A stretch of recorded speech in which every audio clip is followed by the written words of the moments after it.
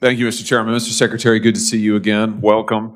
I want to start by just saying how much I appreciate your efforts to get Big Pharma back on a leash, under control, particularly your efforts to stop direct-to-consumer advertising. I mean, there's just no reason that Big Pharma, in particular, should be getting federal subsidies to do this kind of advertising, which is frequently misleading, bad for consumers.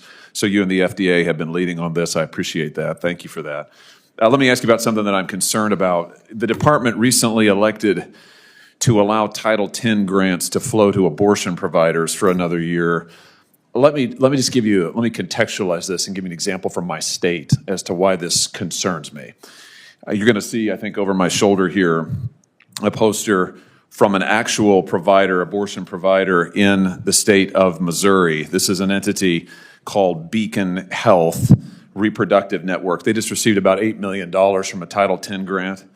Now, Beacon Health, as you can see here, they do more than just refer for abortions. They also proclaim their support for all bodies. They provide gender-affirming care, including to young people. That's gender transition surgeries.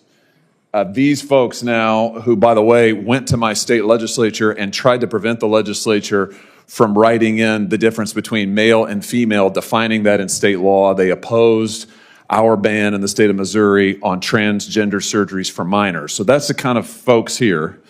They're getting now $8 million in taxpayer funding from the Title X program because of the department's decision. When can you tell me, when are we going to stop funding people like this? I don't think that this kind of entity ought to be getting federal tax money. I agree with you, Senator. And, we paused those grants. These are 5-year grants. We paused them. There's a year left on them. And we looked at the litigation risk, and OGC advised us that it was very, very high. And so we're paying them out the last year. We're monitoring for Hyde Amendment compliance. We've just released NOFOs today that I think that are very aligned with your thinking, and I think you'll be very happy with. What about the Protect Life rule, Mr. Secretary, writing that back into regulations that would prevent going forward, any federal tax dollars from flowing to an abortion provider or an abortion referrer? I mean, are you still pursuing that? You mean outside of the Hyde?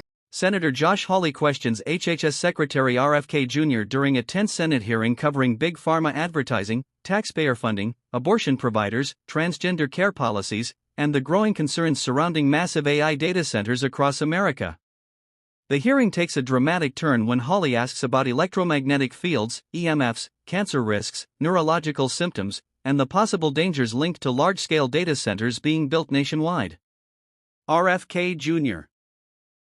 responds by referencing lawsuits, scientific studies, and new investigations involving ARPA and the Surgeon General's office. And I think that we should not be funding entities like this. And, personally, I think a litigation risk, I'd rather take the risk in litigation than subject children in my state to transgender care funded by federal taxpayer dollars. So I appreciate you working on this. I think if you look at the new NOFOs, you'll be very happy. Good.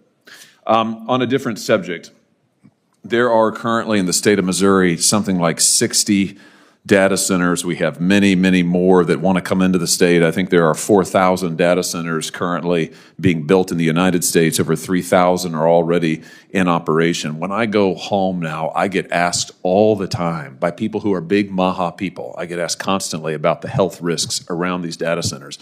And I honestly don't know what to tell them because I don't know what the science is. But I just want to rehearse this for you. I'm going to show you a picture of a data center. This is in North Kansas City. I mean, these are massive. This is going to consume, I think it's 700 megawatts of power. That's enough for 300,000 homes in 1 year.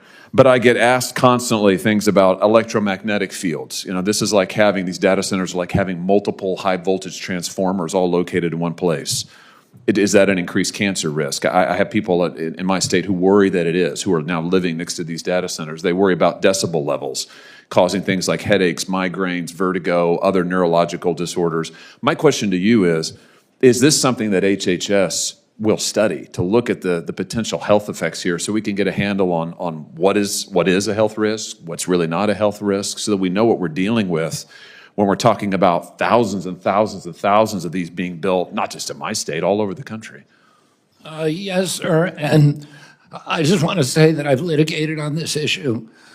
We produced over 10,000 studies for the Court of Appeals, and I won the case to get FTC to redo its regulations on EMFs. And you're right, there's a range of injuries that are very, very well documented. They're neurological, very, very grave neurological injuries, cancer risk, and then just the making the blood-brain barrier permeable so more toxins can get into the brain. The risks to me are horrendous, and but we are. I've asked both ARPA and the Surgeon General's office to either do meta reviews or to do base studies on this issue so that we can better inform the American public. Good. Thank you very much. Thank you, Mr. Chairman. Please, don't forget to like, comment and hit the subscribers button for more political updates.